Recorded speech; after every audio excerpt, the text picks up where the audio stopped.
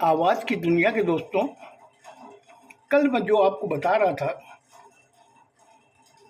कि जब लड़की ने संजय की माँ को कहा कि मैं कुछ बात भी अपने मम्मी पापा से नहीं छिपाती हूँ और संजय के बारे में भी मैंने मम्मी पापा को बताया है, तो मैं आपसे गुजारिश करूँगी कि आप संजय को बोलिए कि वो मेरे घर आवे। उस समय संजय की माँ लड़के के माथे पर हाथ रखती है, कहती बेटा बहुत अच्छी बात तुमने बताई है और हम भी खुश हैं कि तुम्हारा परिवार भी खुले मिजाज का है। ठीक है बेटा, मैं भेजूंगी उसको। इतना कह करके वो कहती है ठीक है बेटा, अब तू जा, तेरी मम्मी पापा इंतजार कर रहे होंगे। संजय को वो इशारा करती है अपने बेटे को कि जा इनको बाहर छोड़िए। संजय अपनी माँ की बात सुनता है, सुन के बोलता सरिता चलो। और वो लड़की संजय की माँ के पैर छूती है, फिर संजय के पिता के पैर छूती है और नमस्कार करके वहाँ से जब चली जाती है, रमेश उसके साथ चला जाता है। इधर में जब वो चले जाते हैं तो रमेश का बाप, सॉरी इस जगह में रमेश नहीं, मतलब कि संजय का बाप ये कहने लगता अपनी पत्नी से कि भाई लड़की तो खूबसूरत है, वो अपने संजय के लायक भी है, तुम्हें कैसी लगी? वो कहती नहीं, लड़की में तो कोई कमी नहीं है, उसमें संस्कार पूरे हैं।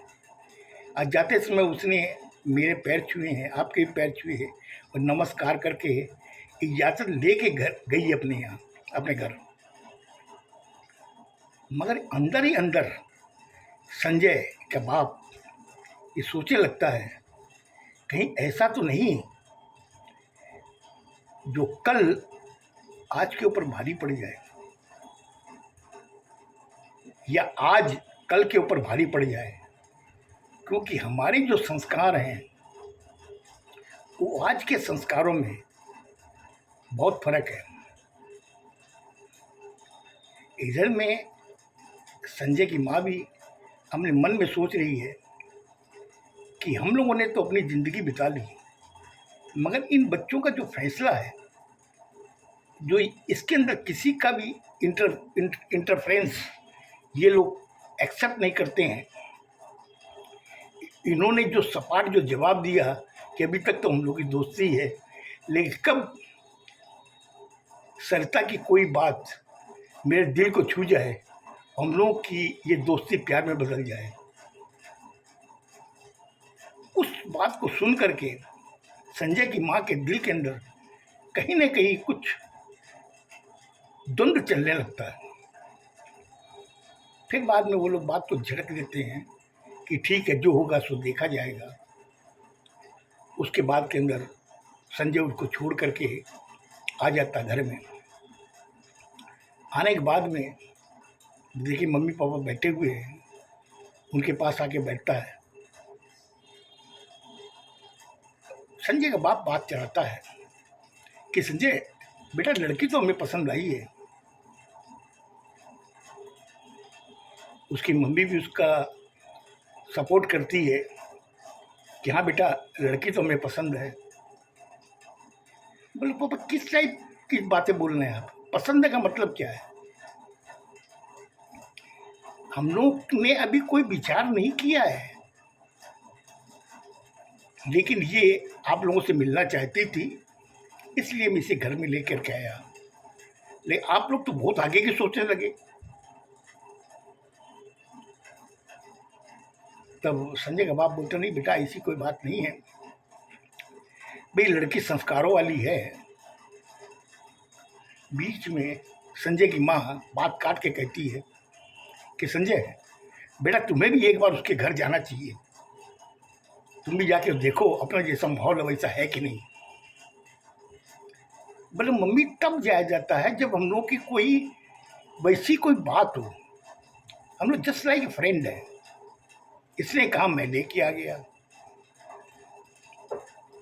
और कोई बात नहीं है। बात वहीं ख़त्म हो जाती है।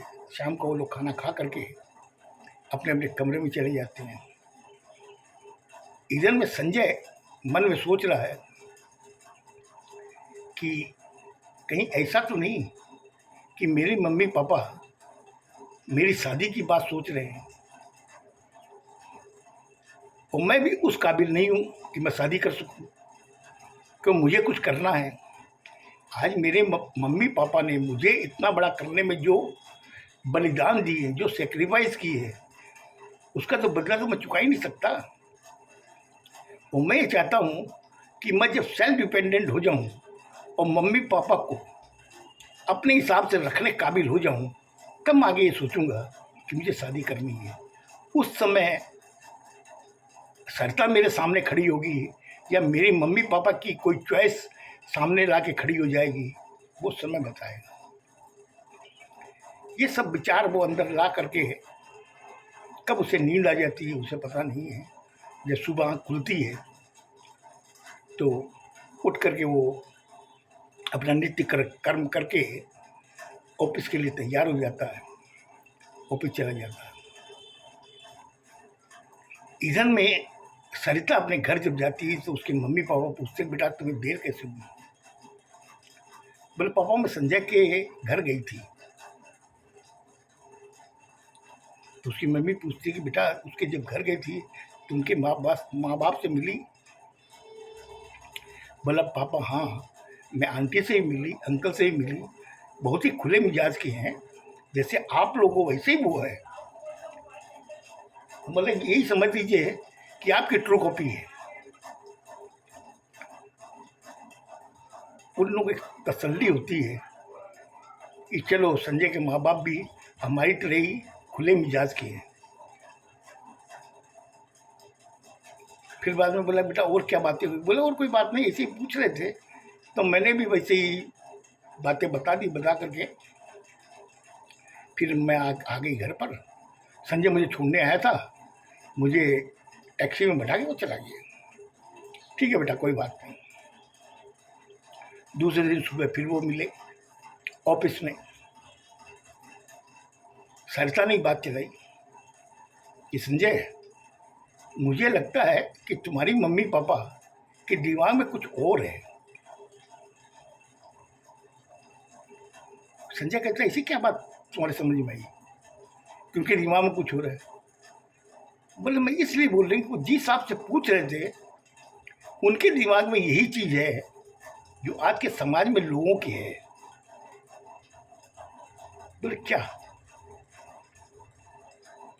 बोले वो जिस हिसाब से बोल रहे थे उससे मेरे समझ में आया कि वो चाहते हैं कि तुम्हारी और मेरी शादी करने के लिए आगे बात बढ़ाना है। संजय कहता है कि तुमको ऐसा कैसे एहसास हुआ कि मेरे मम्मी पापा यही चाहते हैं। मैंने तुम्हारे सामने स्पष्ट कहा था हम लोग की दोस्ती है। बोला हम लोग जिस समाज में रहते हैं, सरिता ने संजय को समझाया, हम लोग जिस समाज में रहते हैं उस समाज के कुछ नियम और कायदे हैं, उससे हम लोग दूर नहीं जा सकते। उन्हें हमारे मम्मी पापा जा सकते हैं क्योंकि उस दायरे में हमको रहना है, उस समाज में हम लोग को रहना है, तो समाज के जो नियम कायदे हम लोगों को तो मानने पड़ेंगे। बोला बात तो तुम सही बोल रही हो, लेकिन हम लोगों ने ऐसा तो कोई कदम उठाया नहीं, उन्हें ऐसा हमने किसी को कुछ कहा है। तुम्हारे मन में क्या है क्या ये कि तुम मेरे साथ शादी करना चाहती हो। बोला अभी तक तो दिमाग में नहीं है। बोला वही चीज़ मैं तुम्हें बता रहा हूँ, मेरे दिमाग में ऐसी कोई चीज़ नहीं है। तो फिर ये तुम्हारे दिमाग में कैसे आई। बोला संजय दिमाग में जो चीज़ आई मैंने तुम्हें स्पष्ट कह दिया, तुम्हारे दिमाग में क्या है। बोला अब मैं तुमसे एक सवाल पूछता हूँ। बोला हाँ पूछो। बोले जब तुम अपने घर गई एज यूजल, जिस टाइम में तुमको पहुँचना चाहिए अपने घर, उससे 1.5 घंटा लेट पहुँची, तुम्हारे मम्मी पापा का क्या रिएक्शन था, क्या उन्होंने सवाल पूछे। बोले नहीं एज यूजल, उन्होंने कहा कि बेटा तुमको लेट कैसे हो गई। मैंने बता दिया कि मैं संजय के घर गई थी। बोले फिर। भले उस समय मम्मी ने मुझे कहा कि घर में कौन था, मम्मी पापा से मिली? मैंने कहा मैं मिली। और फिर पापा ने मुझे कहा कैसे लगे वो, उनके स्वभाव वगैरह कैसे हैं? मैंने कहा कि बहुत अच्छे, जैसे आपके भी खुले मिजाज के हैं वैसे वो है। अच्छा वातावरण है घर का, बहुत खुश मिजाज है वो सब दोनों ही। और संजय तो खुश मिजाज है ही। बोला बताओ ये बातें तुमको उन्होंने क्यों पूछी? बोले क्यों ऐसे? भाई आज एक लड़की अगर देर से आती है तो हर माँ बाप पूछता है कि बेटा इतनी देर कैसे हुई। तो मैंने उनसे कुछ छुपाया नहीं, मैंने जो है सच बता दिया। बोले तुमने बता दिया बहुत अच्छी बात है, लेकिन उन्होंने जो सवाल पूछे उसके अंदर क्या चीज थी तुमने ध्यान दी? बोले सच्चे क्या थी? उन्होंने तुमसे क्या कहा? उनका स्वभाव कैसे हैं दोनों के? अपने जैसा खुला मिजाज उनके घर का है कि नहीं? अपना जैसा घर का माहौल वैसा उनका है कि नहीं? ये पूछेंगे क्या कारण था? वो भी यही चाहते हैं, क्योंकि वो भी इस समाज से बंधे हुए हैं, इसीलिए वो ये सब बातें तुमसे पूछ रहे थे और तुमने अपने हिसाब से जवाब दे दिया कि तुम्हारे अंदर तो कोई चीज़ थी नहीं, तुमने सीधे से जवाब दे दिया उनको। लेकिन कहीं ना कहीं ये सब चीज़ें हमारी शादी से रिलेटेड हैं। बोले फिर एक चीज़ बताओ संजय, हम लोग को क्या करना चाहिए? बोले ये चीज़ हम लोग समय पे छोड़ देते हैं, अभी लेंदर तुम्हारे दिमाग में ये चीज़ नहीं है शादी की, वो मेरे दिमाग में भी नहीं है। बोले मैंने रात को काफ़ी सोचा, मैंने सोचा कि मैं पहले सेल्फ डिपेंडेंट हो जाऊं। मेरे मम्मी पापा ने मेरे लिए जो सेक्रीफाइस किया है, जो बलिदान दिए हैं, उसका कुछ ना कुछ तो कर्जा मैं उतारूं। जब संजय के मुँह से जब उसने बातें सुनी सरिता ने कहा कि तुम जो सोचे हो ना बहुत अच्छी चीज़ सोचे हो, और मेरे दिमाग में भी यही है कि मैं अपने माँ बाप की एक ही लड़की हूँ, मेरा कोई भाई भी नहीं है। और उन्होंने मेरे लिए जो सेक्रीफाइस की है, जो किए हैं, उसका मैं भी कम से कम 100% नहीं तो 1% तो मैं उनका कर्जा उतारूँ। मैं भी चाहती हूँ मैं अपने आप में कुछ बनूँ, ताकि अभी लोग ये कहते हैं कि ये लड़की जो है इनकी है। एक दिन मैं ऐसा चाहती हूँ कि लोग ये कहें ये सरिता के मम्मी पापा हैं। बोले नहीं तुम्हारी सोच बहुत अच्छी है। इतना सोचने के बाद भी सब अपने काम में लग गए, बताई गई हो गई। एक दिन जब शाम को संजय अपने घर पहुंचा तो उसकी मम्मी पापा हॉल में बैठे हुए आपस में बातें कर रहे थे। उसने जब दोनों का चेहरा देखा, काफी चिंतित थे, तो रमेश पापा के बगल में आके बैठा। बोला पापा क्या बात है, आप कुछ ज़्यादा चिंता में हो? मम्मी को भी देख रहा हूँ काफ़ी चिंता में है, ऐसी क्या बात है? बोले बेटा ऐसी कोई बात नहीं है, अपने पड़ोस में जो चड्ढा अंकल है, चड्ढा जी जो है, उनकी जो लड़की है वो लव मैरिज की है, और वो भी कोर्ट में। चड्ढा की पत्नी को पता भी नहीं। उसने अपने ही ऑफिस के एक लड़के के साथ में लव मैरिज कर ली, कोर्ट मैरिज। करने के बाद में जब वो घर पहुंची तो चड्ढा ने जब देखा अपनी बेटी के माथे में सिंदूर, वो एकदम भड़क गए। उन्होंने कहा बेटा ये क्या किया? तो बोले कि उसकी बेटी ने कहा कि पापा मैंने क्या गलत किया है? मैं एडल्ट हूँ, मैं अपनी ज़िंदगी खुद बनाना जानती हूँ और मुझे कैसे ज़िंदगी को चलानी है मैं आप लोगों से बेहतर जानती हूँ। इसलिए मैंने जो फैसला किया वो गलत नहीं है। और मुझे ये मालूम था कि अगर आपको बताऊंगी तो आप जरूर अड़चन डालेंगे, इसलिए आपको बताए बिना ही हम लोगों ने कोर्ट मैरिज कर ली। बोले ये आपको कैसे पता चला? बोले चड्डा से मेरी बात हुई, उन्होंने सब कुछ बताया। उसके आंखों से आंसू नहीं रुक रहे थे। उसने कहा कि जिस बेटी में मुझे सबसे ज़्यादा नाज था, आज वो बेटी मेरे सामने कोर्ट मैरिज करके आके खड़ी हो गई। अब तुम बताओ मैं कहाँ जाऊँ, कहाँ पे अपना मुंह छिपाऊँ? कोई समाज इस चीज़ को एक्सेप्ट नहीं करेगा। मुझे समाज में रहना है। और इससे एक छोटी और है मेरी लड़की, उसका क्या होगा? इससे तो अपनी ज़िंदगी जैसे भी कर ली, लेकिन उस छोटी वाली बहन का क्या होगा? उसकी, मेरी छोटी वाली बेटी का क्या होगा? कि समाज में ये बात जाएगी और समाज इस चीज़ को सही तरीके से स्वीकार नहीं करेगा।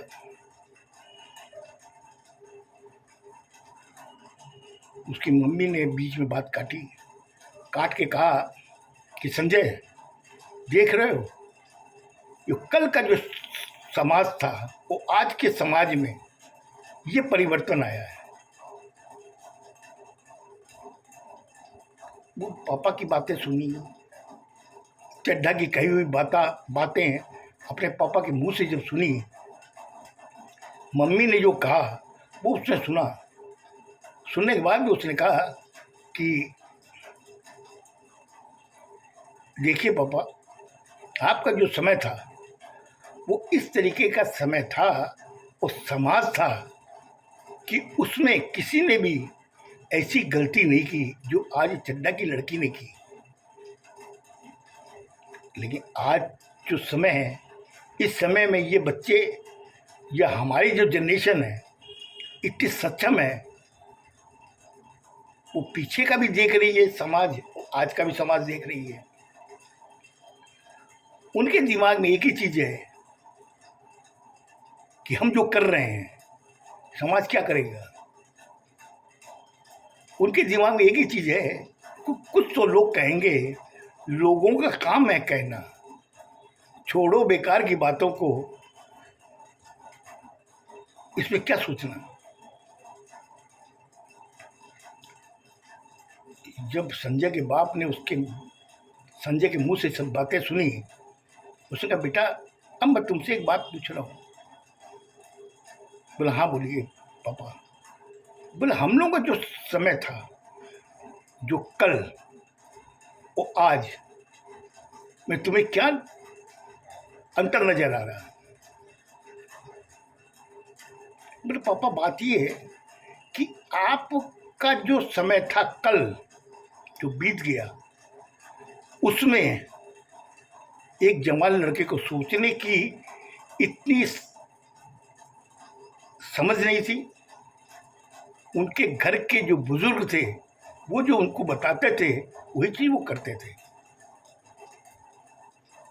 अगर बुजुर्ग ने कह दिया बेटा तुम्हें ये करना है, तो बेटे की हिम्मत नहीं थी और न उसमें इतनी सोच थी कि उसके विपरीत चला जाए वो।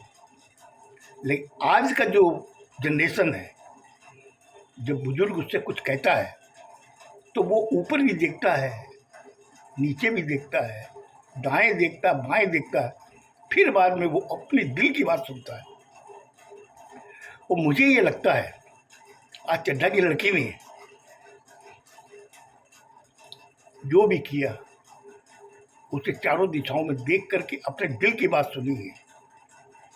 मुझे लगता है आज मैंने ज़्यादा टाइम ले लिया आपका। उसके बाद में संजय के पिता ने क्या जवाब दिया, माँ जब सुन रही थी संजय की बात, उसे कैसा लगा, ये मैं आपको कल बताऊंगा। खुश रहो, स्वस्थ रहो, धन्यवाद।